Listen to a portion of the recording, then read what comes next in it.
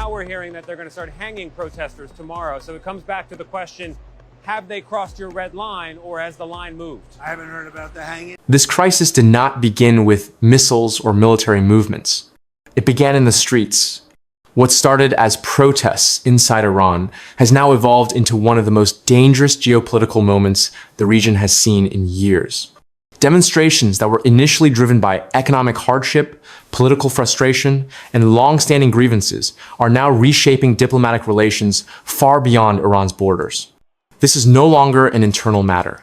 Iran's unrest has crossed a critical threshold, one that has triggered warnings, military alerts, and rising fears of a regional confrontation involving the United States and its allies. At the center of this growing tension is a stark warning from Tehran.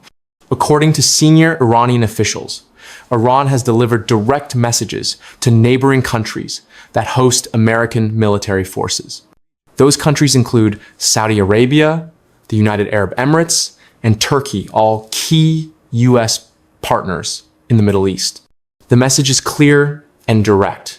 If the United States intervenes militarily in Iran's ongoing crisis, American bases in the region could become targets. This warning has fundamentally changed the situation. For weeks, Iran's protests were viewed largely through a human rights and domestic stability lens. Now, they're being discussed in military briefings, intelligence reports, and emergency diplomatic calls across the region. The United States is responding. U.S. forces across parts of the Middle East have been placed on high alert, signaling serious concern that the crisis could escalate rapidly. Officials describe this posture as precautionary, but the implications are significant. When troops move to high alert, it means planners are preparing for multiple scenarios, including retaliation, force protection, and rapid response. The turning point came after a series of public statements from U.S. President Donald Trump. Trump issued a strong warning to Iran's leadership, stating that if protesters were executed, the United States would respond with what he described as very strong action. Those words were not casual. They were delivered deliberately, in public, and at a moment when Iran's leadership was already under intense pressure. Trump went further. He encouraged Iranians to continue protesting and suggested that help was on the way without clarifying whether that help would be diplomatic, economic, cyber-based, or military. That ambiguity is intentional. In international crises, uncertainty can be a tool, but it can also be a risk. For Iran's leadership, Trump's statements were interpreted not as political messaging, but as a potential signal of escalation. Iranian officials say they are treating the threat seriously. Very seriously. Behind closed doors, Tehran began reaching out to regional governments, especially those hosting American troops. The purpose was not negotiation, it was warning. Iran's position is that any U.S. military action launched from regional bases would make those bases legitimate targets under international conflict norms. That calculation has sent shockwaves through the Middle East.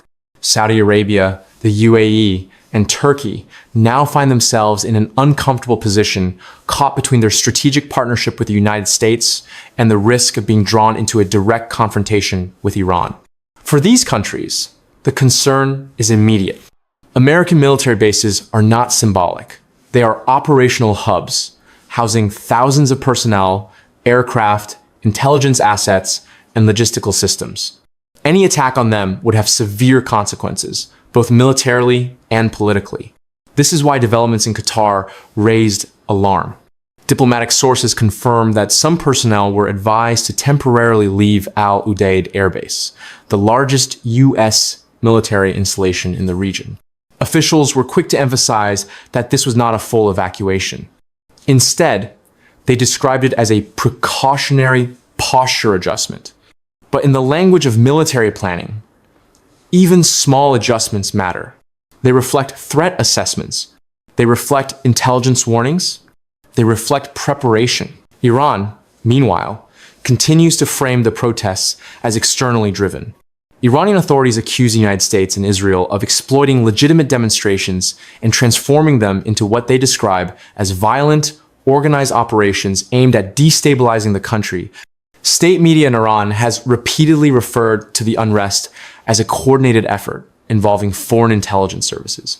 At the same time, pro-government rallies have been organized to demonstrate support for Iran's leadership and security forces. The messaging is consistent. Iran's government is presenting itself as defending sovereignty against foreign interference. Human rights organizations paint a far darker picture. A U.S.-based rights group estimates that more than 2,600 people may have been killed in recent days as security forces moved aggressively to suppress demonstrations. Independent verification remains difficult due to widespread internet shutdowns across Iran. Information is limited. Footage is scarce. But the reports are alarming. This gap between official narratives and human rights claims is deepening mistrust and fueling international concern. As the situation worsens, diplomatic channels are narrowing. Iranian officials say direct contact with Washington has been suspended, removing a critical safety valve at a moment of extreme tension. Without communication, misunderstandings become more dangerous. History offers many examples of crises that escalated not because leaders wanted war, but because signals were misread and assumptions went unchallenged. That risk is now very real. Israel is watching closely. Officials say Prime Minister Benjamin Netanyahu's security cabinet has been briefed on the possibility of U.S. intervention or sudden instability inside Iran.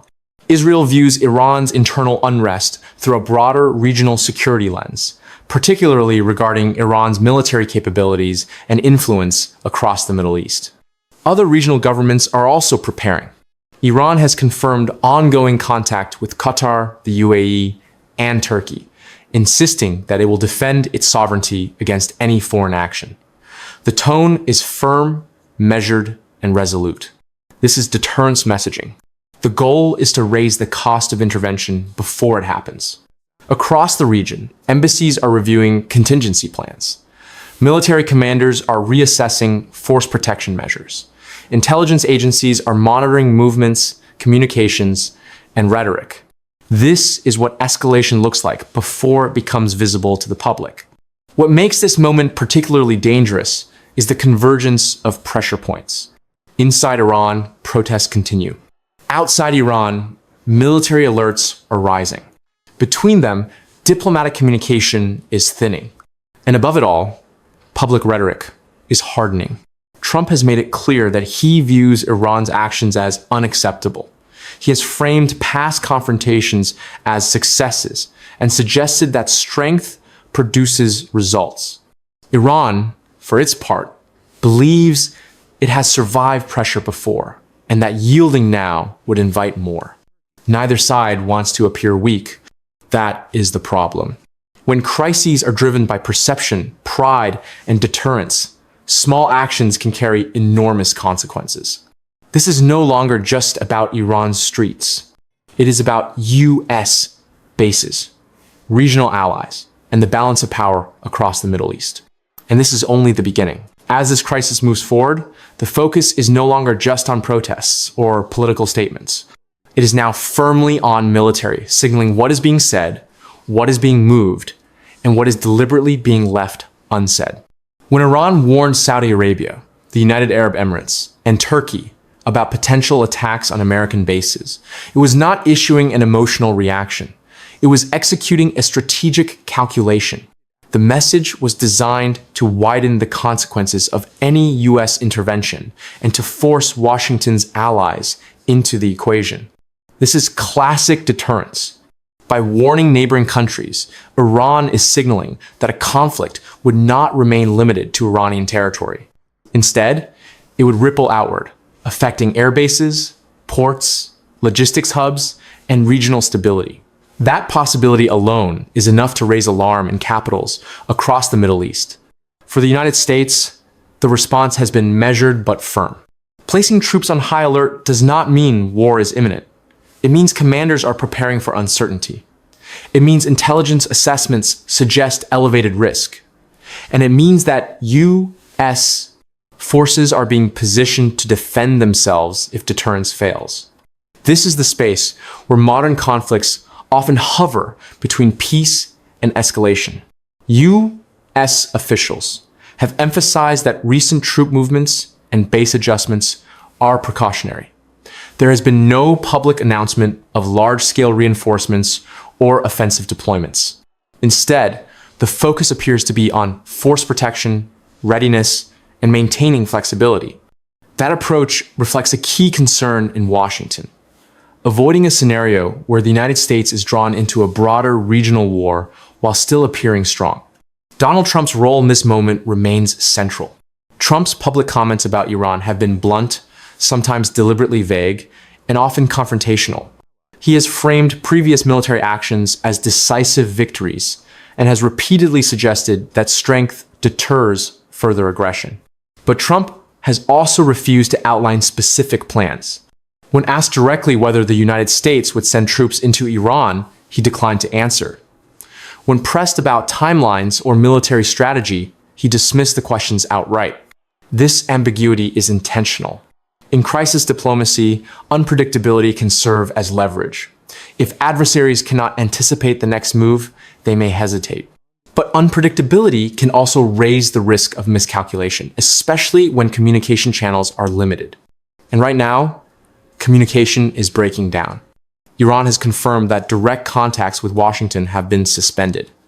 That removes an important layer of crisis management. Without back-channel communication, even routine military actions can be misinterpreted as preparations for attack. This is where regional actors become critically important. Saudi Arabia, the UAE, Turkey, and Qatar are not passive observers. Each hosts U.S. forces. Each maintains complex relationships with Iran, and each has a strong interest in preventing open conflict. These governments now face difficult decisions. Publicly, they are urging restraint. Privately, they are likely seeking assurances from Washington about limits and from Tehran about intentions. Their goal is simple: avoid becoming battlegrounds in a conflict they did not initiate. Qatar's role is especially sensitive. As the host of Al Udeid Air Base, Qatar sits at the center of U.S.